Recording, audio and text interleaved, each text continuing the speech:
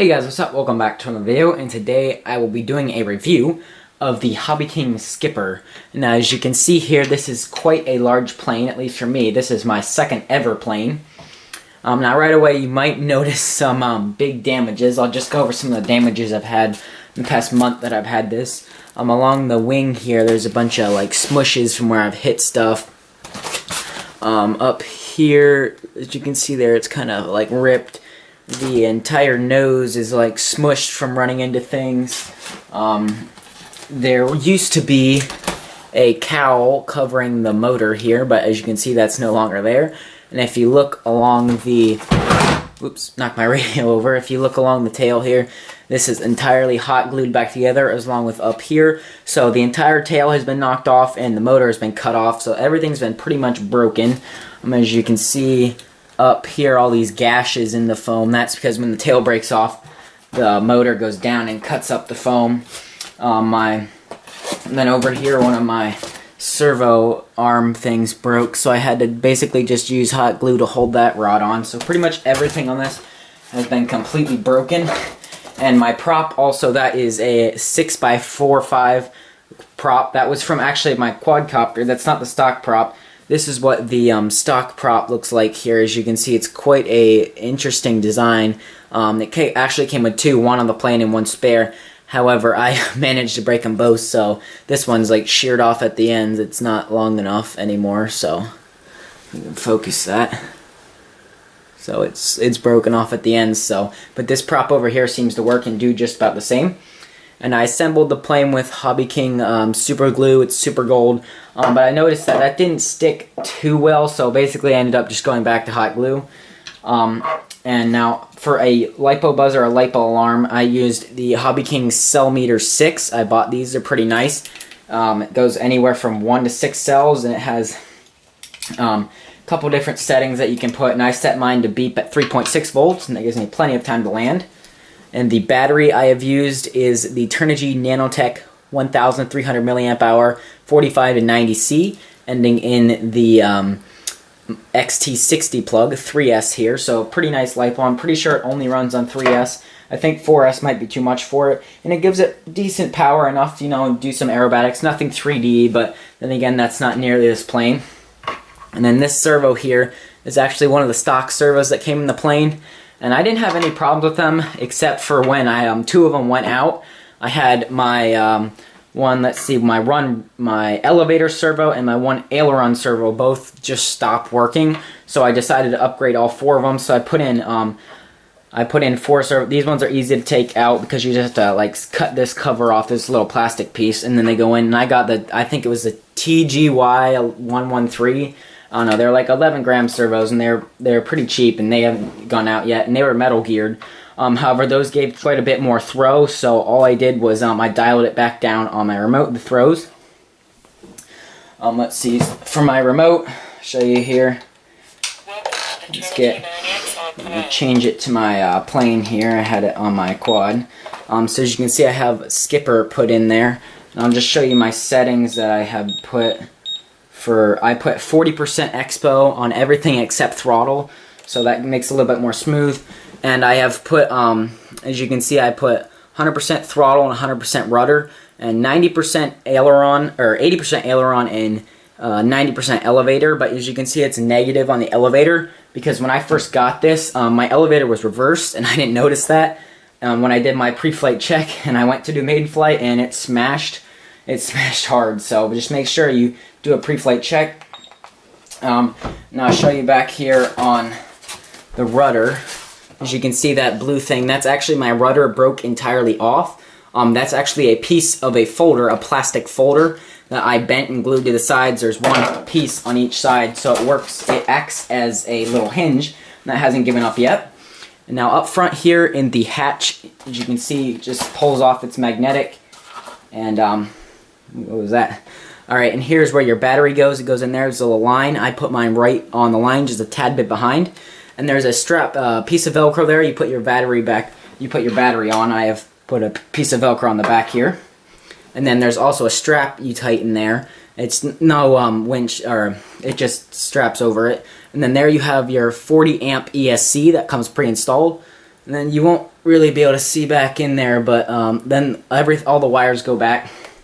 And now here, these two yellow antennas are the antennas from my FreeSky D4R2 receiver. I just put heat shrink over them just to keep them held up. And then as you can see here inside, you have all your wires and they're all marked.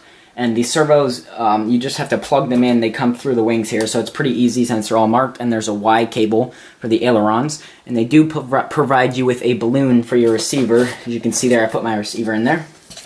So pretty straightforward. It comes plug and fly, which means you need to add your own radio system, which includes a receiver and a transmitter. And I got the FreeSky D4R2, and my transmitter is a Turnigy 9XR Pro, and I'm using the FreeSky DJT module in the back, and that gives me great range. I've had no problems with that, never lost it. Let's see.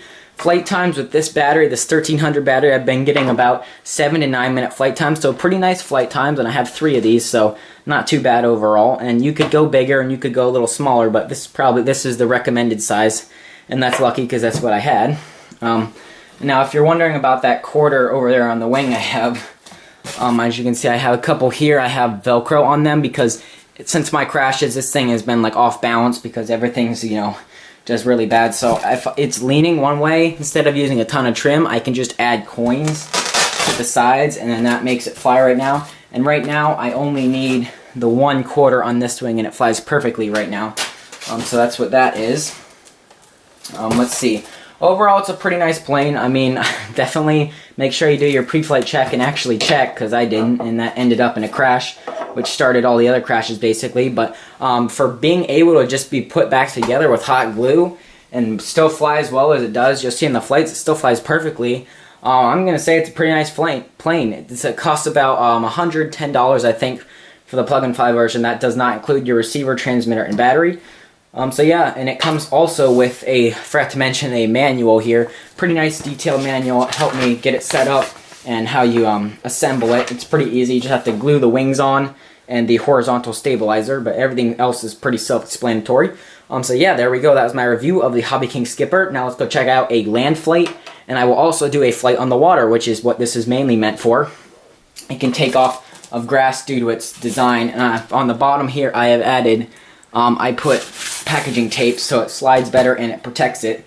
And then it just uses, out here on the wing, it has like sliders, so you can take off grass. It says dirt, water, ice, snow. I wouldn't recommend anything a rough surface, but it can take off and land on pretty much anything. So yeah, let's go check out the flights. Okay, here we are for the land flight of the HobbyKing Skipper. As you can see, I have it out here, and I have a fully charged battery in there. It's a 3S1300. I'm just going to taxi around the grass here just a little bit, show you how that works quick. You need a lot of throttle to get going on the grass, so let's do that here. You can see there. It does slide fairly well on the grass. Needs to be nice short grass like this, no long stuff. So let's take off here.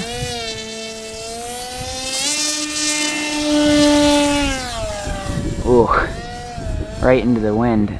Now it's really windy out right now, so sorry if the flight's not too good. Gotta focus on not crashing. I'm trying to keep it low and close so you guys can see it, but the wind. Ugh, man, the wind. And mine obviously is not completely stock. It's been smashed to pieces like 5 times, but it still flies pretty well for what it is.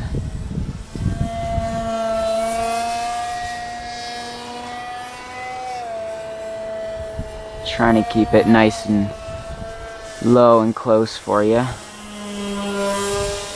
Let's do a full speed pass here. So here's full throttle. There we go. The motor did something weird. It changed noise, and I don't know, I backed off. Maybe my battery just couldn't handle it. I have a 45 to 90C in there though, so I don't know. Maybe yeah, it seems okay. Woo. Alright, let's do some barrel rolls before I crash it. So it can barrel roll pretty well. You can see there. Man, that wind is killing me. This light foam plane does not like wind. Alright, let's do a loop.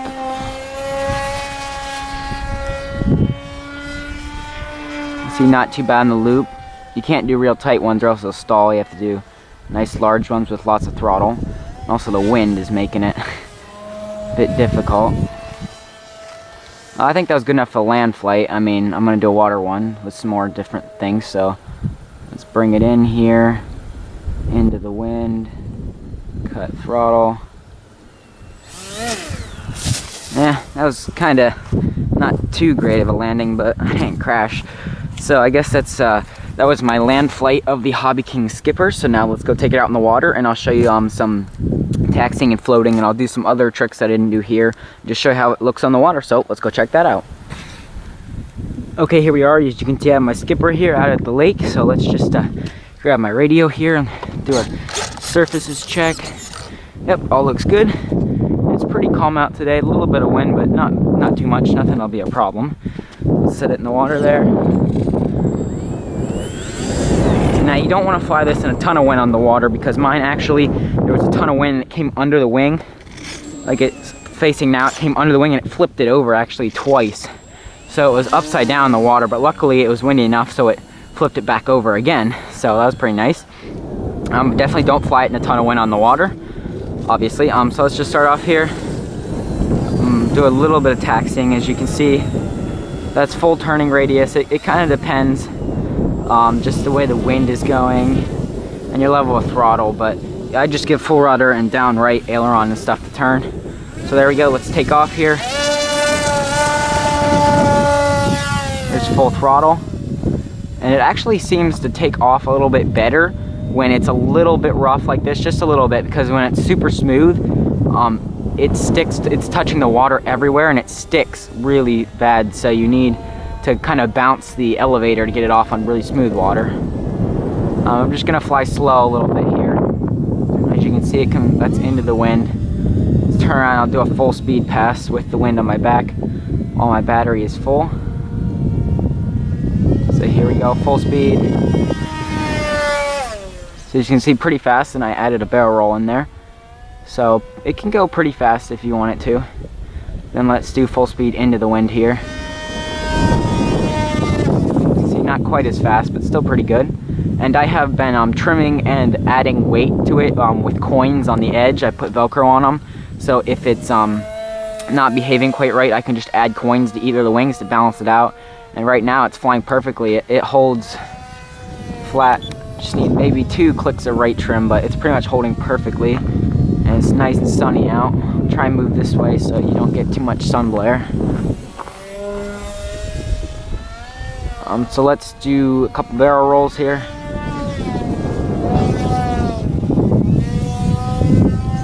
Double barrel roll. Those are pretty nice. Let's do a loop.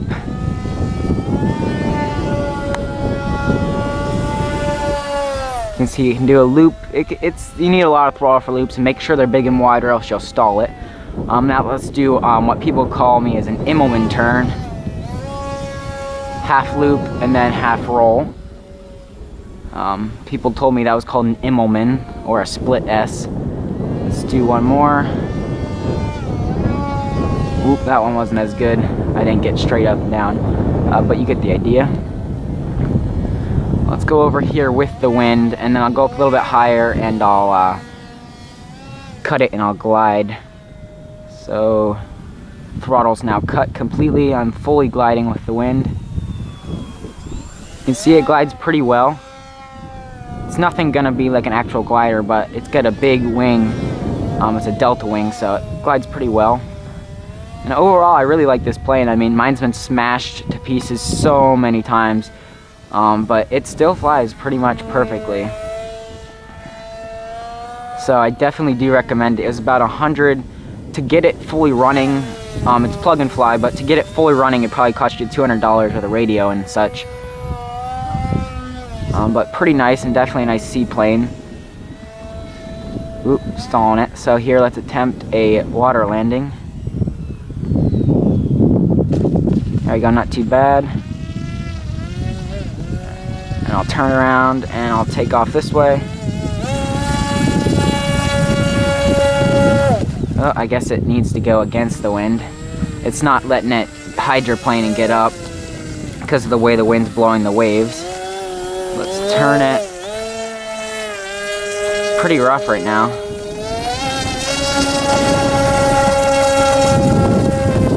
There we go. Oh, wind's really picking up.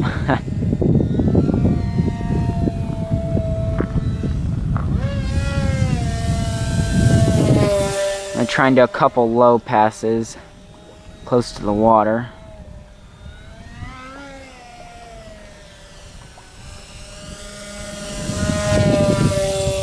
Ooh, there we go.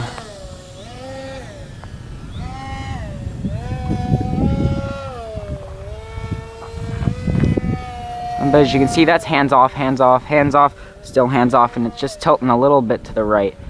So if you get it trimmed and set out right, it works pretty well. So I think that was good enough. Let's bring it in for the final landing. Oh boy. Whoops. Came in a little bit too hot there, but I tried to get it down on the waters, help slow it down. Yeah, no real damage because I put that packaging tape on the bottom, so no real damage if it hits stuff.